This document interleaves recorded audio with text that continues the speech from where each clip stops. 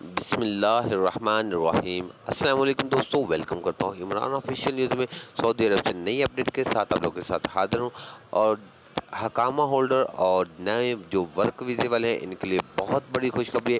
وزیر داخلہ اور وزیر صحت کی طرف سے ان کے لیے بہت بڑا اعلان کرنے لگے ہیں، اور آج ان کی ایک میٹنگ بھی ہو رہی ہے جن میں جو بہت اہم فیصلے ہوں گے۔ جیسا کہ آپ کو معلوم ہے 9 ممالک جس کو سعودی عرب نے ریڈ لسٹ میں رکھا ہوا ہے، ان کے لیے آج وہ بہت اہم فیصلہ کرنے لگے ہیں۔ آج میٹنگ جیسے ہی مکمل ہوگی تو ان کی پوری تفصیل آپ لوگ کے ساتھ شیئر کریں گے۔